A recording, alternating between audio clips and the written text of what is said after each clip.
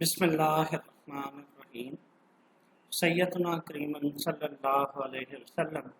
अस्सलाम वालेकुम first year class. आज हम लोग ऑनलाइन क्लासेस के सीज़न 2 के लेक्चर नंबर 10 के साथ कंटिन्यू करेंगे।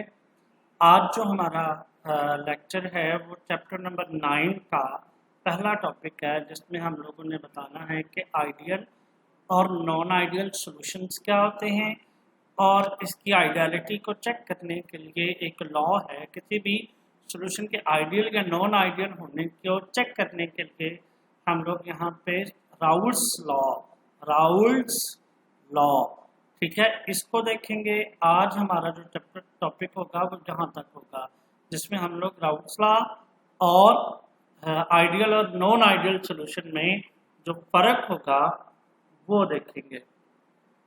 कहता है कि पहले तो सबसे पहले आपको बताना चाहिए कि सॉल्यूशन क्या होता है और सॉल्यूशन किस तरह का होता है, कितनी टाइप का हो सकता है। कहता है जब दो या दो से ज़्यादा चीज़ें, सब्सटेंस, लिक्विड सब्सटेंस मिक्स हो जाए और जो सॉल्यूशन बने वो दो तरह का हो सकता है, एक आइडियल या नॉन आइडियल। अब हमें कैसे पता चलेगा कि ये सॉल्यूशन आइडियल है या नॉन आइडियल है? तो हम ये चार फर्क देखेंगे। ये शॉर्ट क्वेश्चन पे आ सकता है, what is the difference between ideal and non ideal solution.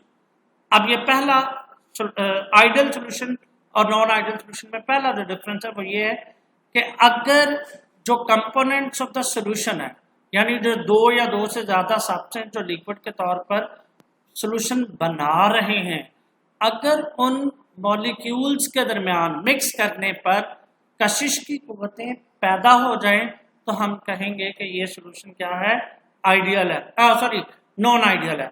और अगर कशिश की कुव्वतें पैदा ना हो तो हम कहेंगे कि ये आइडियल है। देखो यहाँ पे लिखा हुआ है, if the forces of attraction between molecules of the different component are same, मतलब एक जितनी पहले थी मिक्स होने से पहले थी उतनी ही मिक्स होने के बाद हो, यानी इनकी आपस में तो हो कशिश की कुव्वतें, लेकिन कंपोनेंट की जो एक दूसरे के साथ जो कशिश की कुव्वतें हैं अगर वो पैदा ना हो तो ये सॉल्यूशन आइडियल होगा। यानी जो कशिश की कुव्वतें मिक्स होने से पहले थी वही कशिश की कुव्वतें अगर मिक्स होने के बाद रहें तो हम कहेंगे, देखो वही उसने लिखा हुआ, as when they are in pure state, जब वो अकेले थे, जब वो मिक्स नहीं हुए थे। प्योर स्टेट मतलब जब वो मिक्स नहीं हुए थे, और मिक्स होने के बाद भी कशिश की कुव्वतें वही रहे, चेंज ना हो, कम या ज्यादा ना हो, तो हम कहेंगे कि ये सॉल्यूशन क्या है, आइडियल है, otherwise it is non ideal.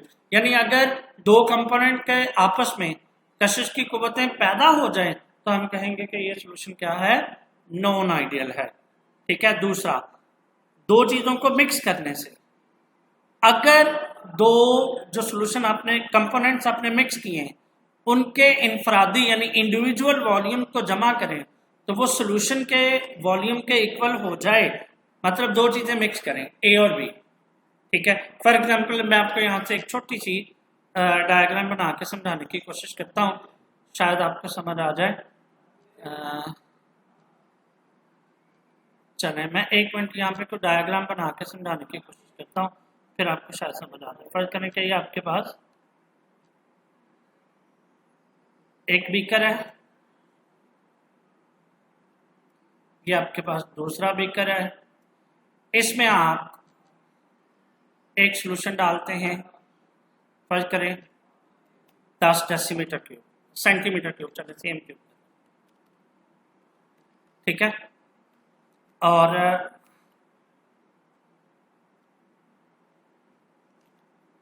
आप दूसरे में भी इतना ही आप क्या लेते हैं, वॉल्यूम ले लेते हैं, ठीक है।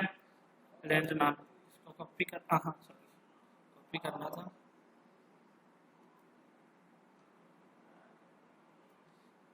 पहले तो मैं सही कर लूँ। और अब ये आपके पास है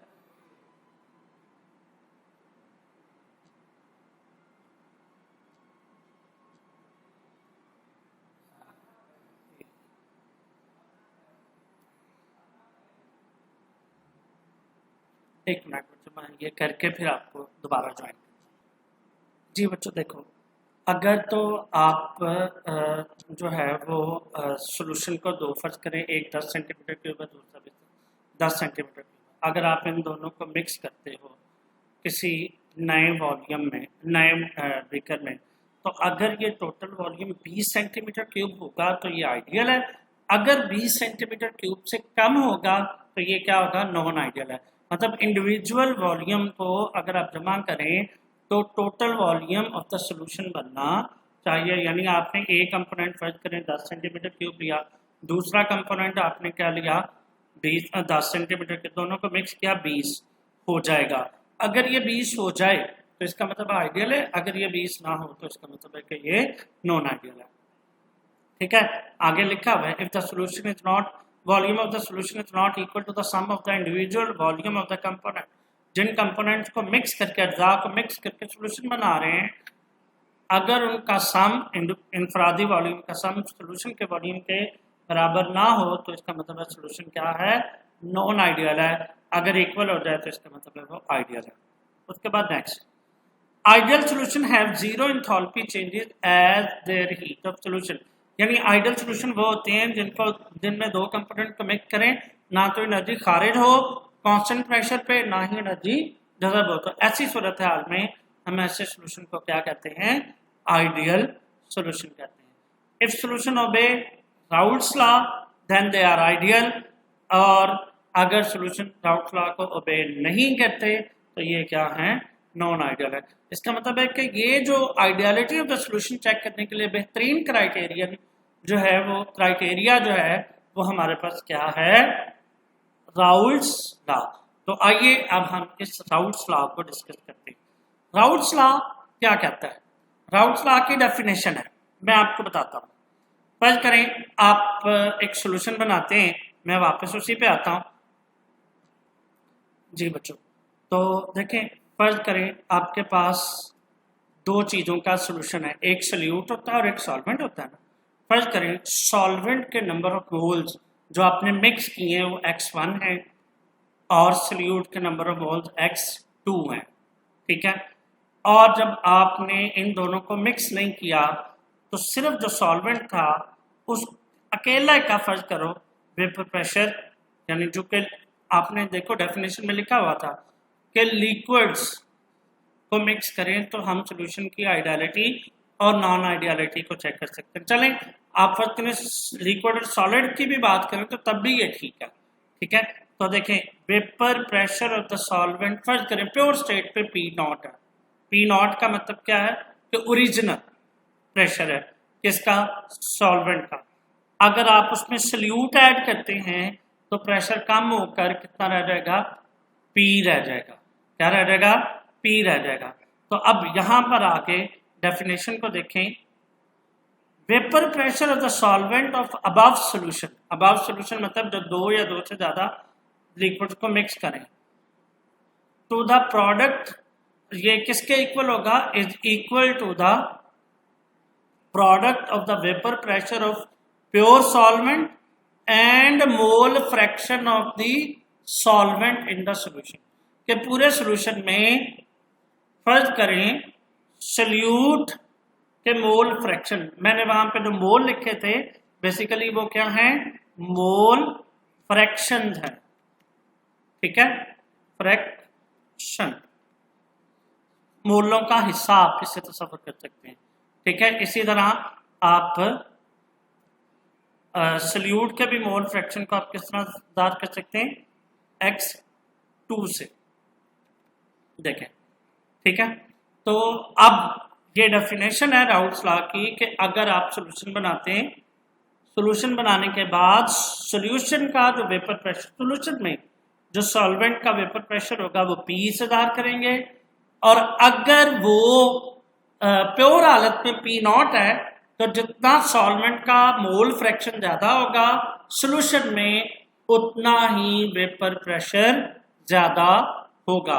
अब आप इसको ऐसे भी, where P is the vapor pressure of the solvent in solution and P naught is the vapor pressure of pure solvent and x1 is the mole fraction of solvent। First करें x2 जो है mole fraction of solute है, तो फिर आपको पता है कि इन दोनों का सम किसके बराबर होता है, 1 के। मोल्स फ्रैक्शन का सम हमेशा किसके बराबर होता है, 1 के। और ये तीसरे चैप्टर में आपने इसको पढ़ा भी हुआ है। x1 is equal to 1 minus x2, क्योंकि इधर आके x2 इधर आके माइनस हो जाएगा। अब ये वैल्यूज इसमें पुट करें। अब जब इसमें वैल्यूज पुट करेंगे तो x1 की जगह पे क्या आ जाएगा, x1 माइनस x2, फिर p0 को अंदर ज़रब दें, ये p0 इधर आके चलें, ये p0 x2 इधर मल्टीप्लाई और माइनस हो रहा है, इधर आके प्लस, और p इधर प्लस हो रहा है, इधर आके माइनस। मतलब क्या किया आपने, जो ये प्रेशर वाली प्योर प्रेशर वाली टर्म थी उनको एक साइड पे कर लिया। p0 ज्यादा होता है, इसीलिए p0 जो प्योर सोल्यूशन सॉल्वेंट का जो वेपर प्रेशर होता है वो हमेशा ज्यादा होता है, और p जो है जो सोल्यूशन हालत में होता है सल्यूट के आने से वो हमेशा कम हो जाता है। इसको तो लाके माइनस करें तो ये चेंज इन प्रेशर के इक्वल होगा। चेंज इन प्रेशर, अब एक और डेफिनेशन आ गई कि जो प्रेशर में जो कमी आती है जिसे हम लोअरिंग ऑफ वेपर प्रेशर कहते हैं, is directly proportional to the mole fraction of solute, कि जितना ज्यादा सल्यूट डालेंगे उतनी सॉल्वेंट के वेपर प्रेशर में कमी आती रहेगी। किस स्टेट में, सोल्यूशन स्टेट में, ठीक है। तो सोल्यूशन की हालत में उसके वेपर प्रेशर में कमी आ जाएगी। अब एक और इसकी एक और डेफिनेशन है, वेपर प्रेशर की कमी बटा प्योर वेपर प्रेशर, इसको हम कहते हैं relative lowering of vapour pressure. Relative lowering का मतलब है कि प्योर के लिहाज से कितनी कमी हो रही है, तो वो हमेशा किसके बराबर होता है, मोल फ्रैक्शन ऑफ सल्यूट के इक्वल।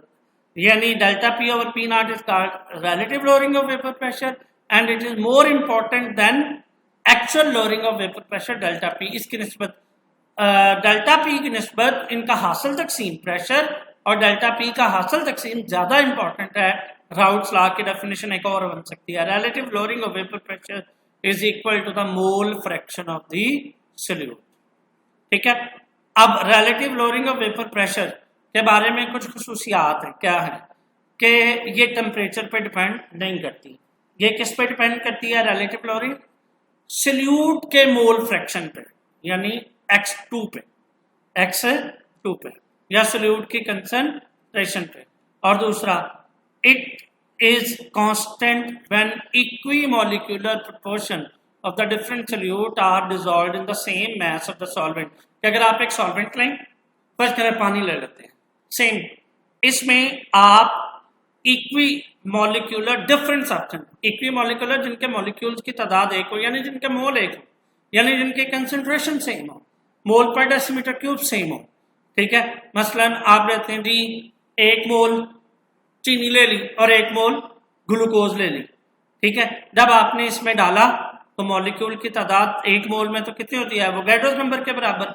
जब डाला सेम सॉल्वेंट में और सेम टेम्परेचर पे, तो देन क्या होगा कि जो relative lowering of vapour pressure है वो सेम होगी।